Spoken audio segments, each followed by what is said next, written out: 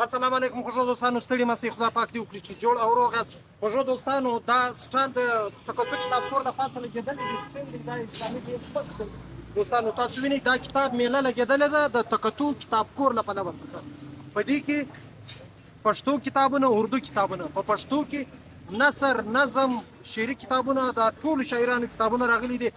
او تکتو کتابخور چې کوم مسؤل دی کپیل قربان صاحب دا دعوه کړې وه چې دلته چې کوم کتابونه دي دا په خصوصي رعایت سره په 50% یا 10% یا 10% باندې ملاوي.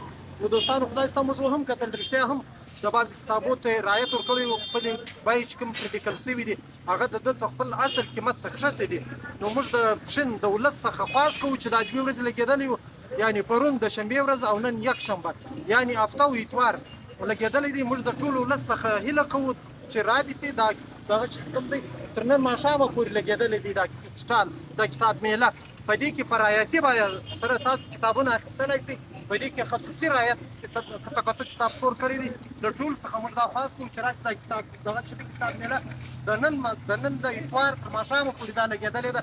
نو تاسو راسئ خپل کتابونه وګورئ. د پښتو هر کتاب شته، د ټولو شاعرانو کتابونه شته، نثر شته، نظم شته، په دې کې هر ډول کتابونه شته. تاسو باید راسئ او دا کتابونه واخلئ. دوستانو د کتابو سره مینه پیدا کړئ او کتاب یو داسې ملګری دی چې تاسو ته هیڅ زیان نه در رسوي. داسې نه دی لکه انسانان چې تاسو ملګري وي څه وخت له تاسو څخه خفه سي یا در څخه خوابدی سي نو بیا به تاسو ته تاوان هم در رسوي او ستاسو به دښمن هم جوړیږي او ستاسو رازونه به هم نورو خلکو ته وایي. خو کتاب داسې نه دی دوستانو. کتاب چې دی بهترین ملګری دی. کتاب باید موږ او تاسو ملګري کړو او کتاب باید هر څوک په خپل کور کې ولري. څومره هم زموږ توان وي، څومره وس مې وي، دومره کتابونه باید واخلو او په کور کې باید هر څوک خپله یو لایبرري جوړه کړي. په هغه کې موږ باید د تاریخ کتابونه ولرو، د پښتو ادب کتابونه ولرو چې موږ په تاریخ خبر یو، د خپل پښتو په تاریخ خبر یو، د خپل شاعرانو په تاریخ خبر یو، په خپل ادب خبر یو، په خپل سیاست خبر یو. ځکه چې په کتابو کې هر هغه څه لیکلي وي چې هغه تقریبا اکثره رښتینې خبرې وي، د هغو ډېر تحقیق سوی وي، پر هغو باندې ډېر تحقیق سوی وي، هغه داسې خبرې نه وي. نو دوستانو کوشش وکړئ څومره هم توان لرئ کتابونه واخلئ. دوستانو کتابونه دومره ګران هم نه دي. نن سبا چې موږ او تاسو په یو هوټل کې چای یا ډوډۍ وخورو هم 1000 روپۍ، 1500، 2000 روپۍ کېږي که یې 2 ملګري یو هم. نو دوستانو کتاب دومره ګران هم نه دی. تقریبا یو ښه کتاب چې هر څومره ګران وي په 1500 په 2000 پورې ډېر ښه کتابونه پیدا کېږي، که نه نور خو ارزانه دي، په 200، په 300، په 400، په 500 داسې کتابونه دي دوستانو چې هغه ما درته وویل د یو وخت د ډوډۍ بیه لري. ضروري نه دی یو غرمه بیا موږ ډوډۍ نه وخورو، انشاءالله بغیر ډوډۍ هم تر ماښامه پورې پایو. یو کتاب به په واخلو او کتاب ما درته وویل زموږ بهترین ملګری دی. د کتاب څخه به موږ ډېر څه زده کړو دوستانو. کتاب زموږ یو ډېر ښه ملګری وي. دوستانو نو کوشش وکړئ چې هر څوک د خپل وس مطابق یو کتاب ضرور واخلئ.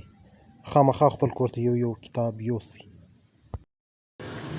دا له موږ سره دا وخت د پښین د سیمې ځوان شاعر او لیکوال طاهر لیوال صاحب ولاړ دی. لیوال صاحب په لاس کې د څه شي دی ورور جان؟ په لاس کې مې د کاکړۍ غاړو کتاب یا کاکړۍ غاړې ګورم. جړک صاحب دل محمد خیر صاحب را سره دی. محمد خیر صاحب ستړی مه شئ ورور. خیر اوسې ته ستړی مه شې غردلي صاحب ښه څنګه په خیر خیریت یې ښه؟ په خیر یې خیریت دی. محمد خیر صاحب دا په پښین کې سټال لګېدلی دی، اوه ته څه کې وایې ورور؟ دا خو ډېر ښایسته سټال دی، د پښتنو دپاره ډېر کتاب میله ده. ډېر ښایسته کتاب میله ده او ډېر ښایسته ده.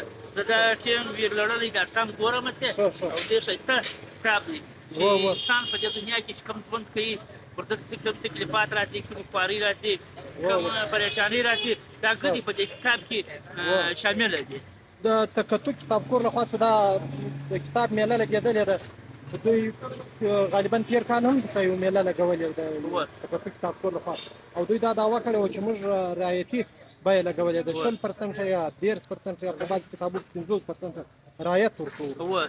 یا ماشاءالله ډېر ښه رایتي میله ده ښه رایتي بیه و انشاءالله ډېر رایتي ده انشاءالله په ښه بیه باندې دا کتابونه میلاویږي او په کتاب فروشي کې چې دی مطلب هلته چې دی هلته ډېر ګران دي دلته ماشاءالله ډېر کم رایت ته دی د پښتون ولس څخه څه تمه لرې چې راشي دا کتابونه واخلي؟ و زه ډېر تمه لرم چې دوی راسي دا زموږ ثقافتي مېلې له او دوی د دې څخه خوند واخلي او دوی خپل زندګۍ څخه خوند واخلي او دا ډېره ښه ده دا د منشیاتو خلاف او ډېره ښه شی چې په منشیاتو په نشو په دا کې راځي هغه دا کتاب ښه دی چې وګوري په کور کې به یې شاید سړی لایبرري جوړه کړي او په کور کې یو کښېږدي ځان دپاره او کوچنیانو ماشومانو د نور کور خلک هم د دې سره مطمئنه کړي چې ګډه په دې باندې مشغول سي او دا کتاب څه پیدا واخلي کتاب ډېر ښه شی دی او ډېر زموږ په زندګۍ کې ډېر اهم حصه لري ډېره مننه محمد خیب صاحب. ډېر شکریه